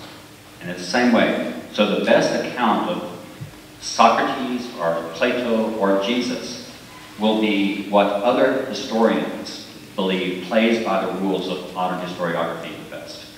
I'd like to respond, but I know we don't have the time. I know we don't have the time, so I'll respect it. My question is, when you put so much weight on eyewitnesses, I think this is highly problematic, and I want to use it as an illustration to see what do you think is going on here. I trust that you probably don't believe that Joseph Smith actually found, miraculously, gold tablets from which he translated the Book of Mormon. But we have actually much better eyewitness testimony for those gold tablets than we do for anything related to Jesus at all. 3 men claimed that they saw, well, 2 of them together with Joseph, and 1 a few days later because he couldn't see it the first time. Out in the woods, the angel appeared to Joseph and them at the same time, holding the golden tablets. There was the heavenly sword, the heavenly shield on a rock. A few days later than that, 8 men, 4 from Joseph Smith's family and 4 from a very close family, said that they walked out of the Smith's home and out into the forest and over the woods, and they all came upon Joseph Smith sitting there with the gold tablets. He showed them to them, they touched them, they held them, they handled them. They saw that there was writing on them that they couldn't read. We have 11 eyewitnesses to the gold plates. They all signed a sworn affidavit saying they did this at the same time. And this happened in July of 1829, and it was published only 6 months later, in March of 1830, when the Book of Mormon was published. 6 months later from the event, 11 eyewitness sworn testimonies in writing from the 19th century rather than from the 1st century. That seems to me, by your standards, to mean we as historians would have to say that the golden plates are a historical fact. And I don't know any historian except a Mormon historian, and even a lot of them would say it's a historical fact, who would say they can affirm that it's history. And I know not one, and I've done some research on this, I know not one non-Mormon historian believes any of that is historical. Not one. I say this to say the practicing of history has to be done symmetrically. So what would you do with that fact? Well, first, the story that you mentioned about the 8 of them being taken out back and actually getting to touch and hold the plates.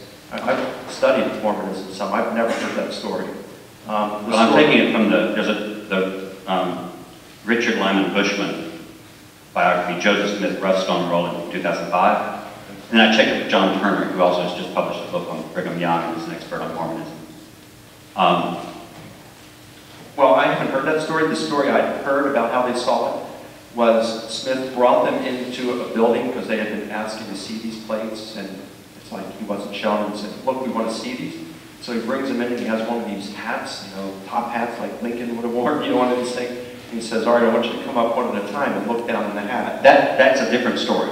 He did that with William Harris and another couple of guys, Crowley, too. But that happened earlier before this revolution happened. From what I understand, there were like 8 of them there, and when they didn't see it, and they all said they didn't see it at the end, he said, "Oh, ye of little faith, try again." They come up and, oh, hark, they saw it that time.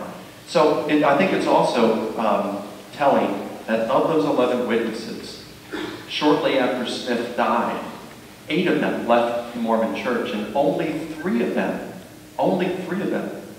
remained, and they were all related to Smith. They had the last. No, but I've read that even the ones who left never in their whole lives denied that it happened. Well, there could be some pride there too. I mean, why would you leave the Mormon Church if you thought it was true? The disciples, on the other hand, were all willing to suffer continuously and all willing to die. I think history can show that Peter and Paul did, and James, the brother of Jesus. And Joseph Smith did. And He many more. died willingly. If you read the history of the church published by the Mormon Church, he was, even though the church was against wine, on the night of his death, he asked the sheriff to go out when they said, "Hey, you want any meals?" He said, "Yeah, pick up some wine for us." And the history of the church, again, this is Mormon literature, official Mormon literature, said that he was shooting down the steps at people while they were shooting back up at him. That's far from being the lamb who allows himself to be sheared. So this is the problem when you don't submit the early literature of Christianity to the same kind of critical scrutiny that you're willing to submit Mormon literature to. Well, why would you say I'm not, though? I am. Because you're not. You're allowing, when you talk about all this list that Paul gives, you talk about these people as if this really does represent witnesses. We don't know that. All we have is a list from Paul. Would you agree Peter is accurately represented on that Yes, list? but we don't have Peter's eyewitness testimony. All we have is hearsay. And I believe Peter may have been one of them. I believe Mary Magdalene may have been one of them. But she doesn't even make Paul's list. Well, because she's a woman, right? Well, we don't know that. That's another thing. It's another thing that conservatives keep throwing up. Right. It's all special. Well, hold on. Let me clarify that. In the first century, a woman's testimony was not regarded with much weight. And so Paul, in verses 11, 12, and 14, refers to this oral tradition as kerygma. That's what he calls it. In other words, it's official formal proclamation. I'm not being bigoted in saying that. What I'm saying is that Paul, or the apostles who formed this kerygma, we brushed the women out because it wouldn't have given them any mileage. That's why I think they weren't in there. But if Paul meets with Peter on 2 occasions, according to Galatians 1 and 2, then he's getting information from Peter, the hysteresis, and this is, he says, whether I or they, this is what we preach and what you believe. So it seems like he is getting this information from the Jerusalem apostles in terms of Peter, James, the 12. I just think that's evidence that you are willing to give Christian sources a lot more credence than you're willing to give non-Christian sources. Well, you can agree to disagree.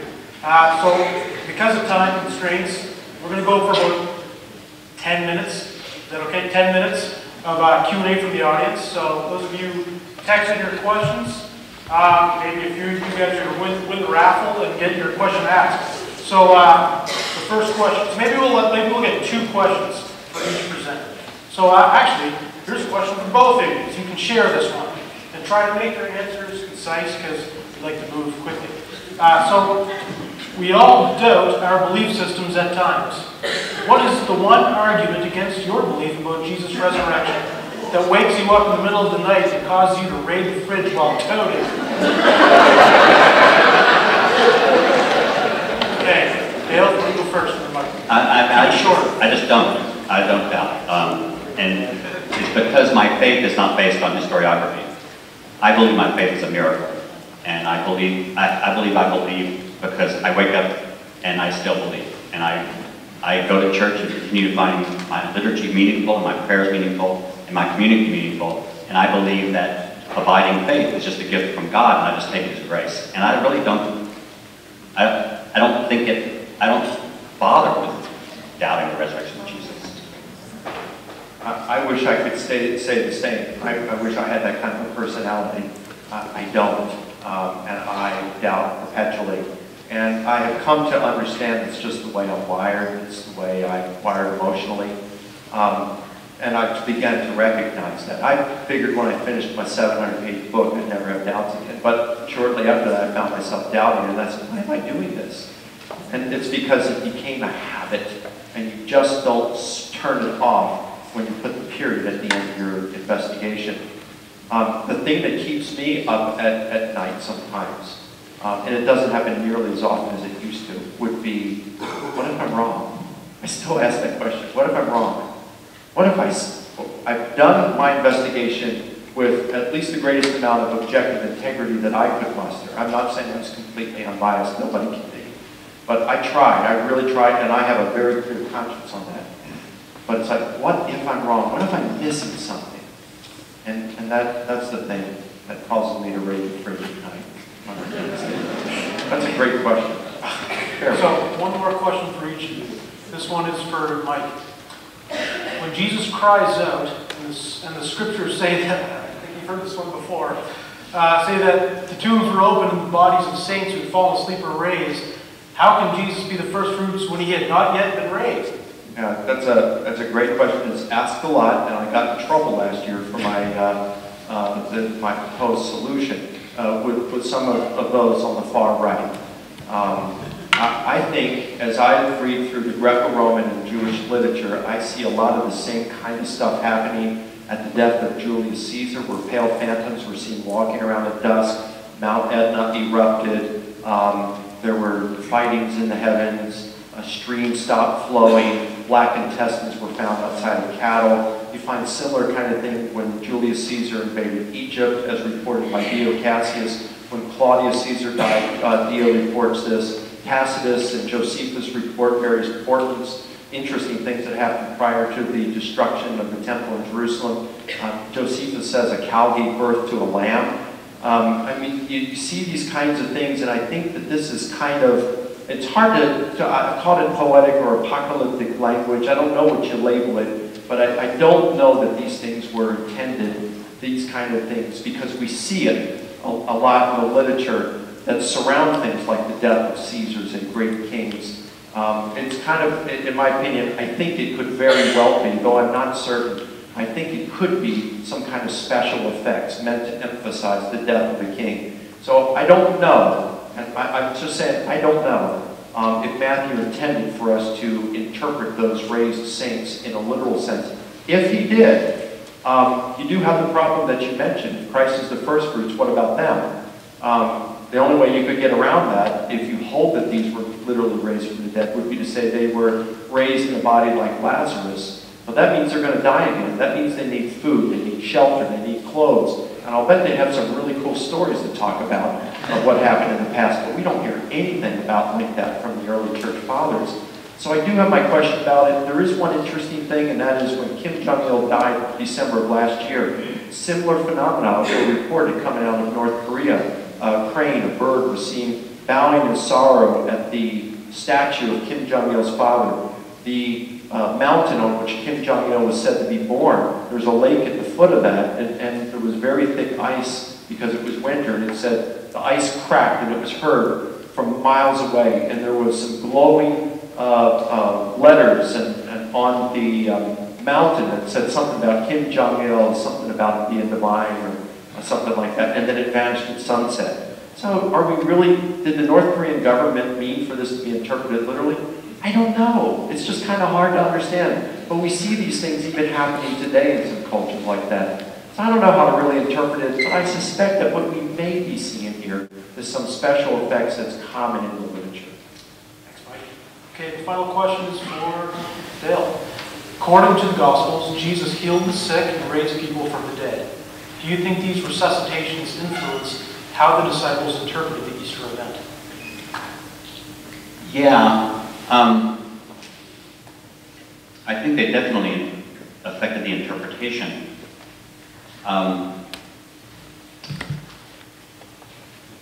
I find it difficult to explain the rise of the interpretations about Jesus' resurrection without presupposing some kind of belief arising in some way from some of his disciples that they saw him after he was dead. I don't think you can say when it happened or where it happened. I think it probably happened over a few years in several different places. And I think what happens is you basically then have to say, wait a minute, if he really is the Messiah, then what kind of Messiah is he? because Messiahs weren't expected to die. So you've already been shocked by the fact that he's crucified, and no army came from heaven to save him and overthrow the Roman Empire. And I think what you have to do is you start looking for other kinds of ways to interpret Messiahship. And although Messiah had never been a crucified Jew in Jewish literature at the time, there were ideas that Messiahs could be very powerful heavenly figures, maybe even divine-like figures themselves. And so I think what they did is they went through the scripture. They started trying to come up with, if we believe we saw him after he was killed, and we believe that he was a Messiah of some weird kind of type, how do we put that all together? And then I think they come in with pretty early with Paul, is that, this is the beginning of the end. This is, first it's God's confirmation that he really is the Messiah, even though he didn't look like a Messiah. And then it means he's going to be a different kind of Messiah, but it also means the resurrection of Jesus means the resurrection of everybody is very soon. And I think that what actually happened is that there were enough stories of healings and resurrections from enough different cultural sources in the ancient world that they didn't have to go very far to interpret these as having special significance for Jesus. Thank you very much. Sorry? You have time to do that? Okay, well, I guess there's time for more questions. Bonus. Okay, Mike. In all four Gospels, the disciples did not even recognize Jesus. How do we know the man they saw was not a convincing imposter? Well, the Matthew 28:17, I think is a very interesting one, where it says, they went to Galilee and saw Jesus there, and some worshipped him, but others doubted. The word that is used there by Matthew is distazo, which means to think two things. The only other occasion is in Matthew, I think it's 16, around there, where Jesus is walking on water, and he invites Peter to come out. Peter goes out, and he's walking on water, and then it says, then he doubted, or he started to see the waves, and he sunk, and Jesus grabs him, and he says, why did you doubt? Distazo. But it's important to see that in Peter's doubting, he was thinking two things. He was out on the water because he trusted, but then he was thinking, well, wait, how can this be? How can I be walking on water? And so he's doubting. This is great, but I'm walking on water. How can this? So I think you can see Jesus' disciples, and it's like, wait a minute, we just saw him die. How can this be? So they've got, some are just immediately worshiping, and others are going, what? How can this be? Luke tells a similar thing in Luke 24 when he says Jesus appeared to them in the room, and it said, out of joy and amazement, they were of unbelief. Apistos, an even stronger word than distazo. Now, how can you have joy and amazement and unbelief? Well, it seems to me that Luke is using this in the same way we would on a walk-off home run in the bottom of the ninth. Unbelievable! I think it's that way. I mean, here these guys, they see Jesus crucified. Their world is turned upside down. And then all of a sudden, I mean, it's the worst thing that could happen. And then shortly thereafter, the very best thing could happen. And eyes filled with tears, jaw dropped. It's like, how can this be? Out of joy and amazement, it was like unbelief. So I don't think that he was unrecognizable. Now in Luke, at the Emmaus disciples, when he appears to them, it says he kept their eyes were kept from recognizing him. So that's the only occasion in which that really occurs. The only other occurrence would be Mary didn't recognize him, and there's just not enough detail to know what's going on in the text. She's just been talking to the angel, or she thinks is a gardener. The body's gone. Who knows? Her eyes could have been filled with tears and not seeing. He could have been wearing a hoodie or something like this, and she didn't recognize. Could have still been somewhat dark. There's just not enough information in John to be clear. But Luke, their eyes were kept from hearing, and then Matthew and Luke have those distazo, and I don't think that's the case. And Mark doesn't give us resurrection appearances. So you can't say that he wasn't recognized by Jesus. Okay, so is this the real last question? This is the real last question, Dale. Do you think the belief of the disciples that Jesus was raised from the dead was only imagined, or did it happen in a way that anyone could have seen the resurrected Jesus had they been there, assuming they were not blind? Well, this is like if a film camera did recording it. I I'm not sure I understand exactly the question. Would anybody have seen him alive? Or would only certain people? That's sort of what I'm taking out of it. Oh, I have no idea.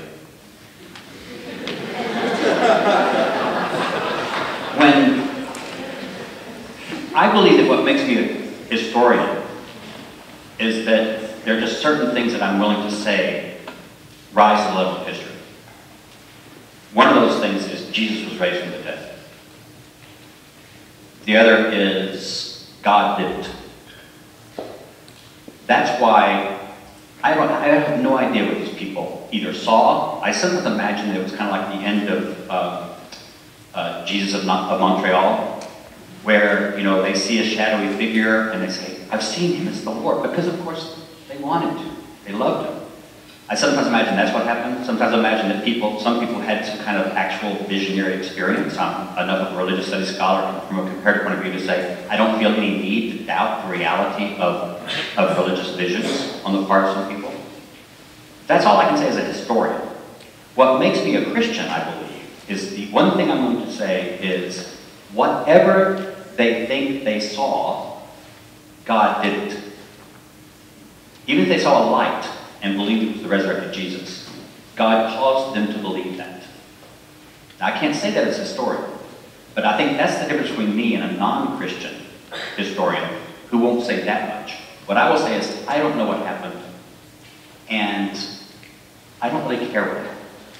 The one thing I care about is, by faith, I believe that whatever these people experienced, I'm willing to say that God is the agent. Okay, so before we give an applause, I want to say that these two gentlemen are going to be at the book tables at the back, and a number of their books are for sale if you want to keep learning from their ideas. And next year's Religion Soup, there's some irons in the fire. We're still working on some ideas. You'll be the first people to know through the wonderful email system. So, folks, let's give a round of applause.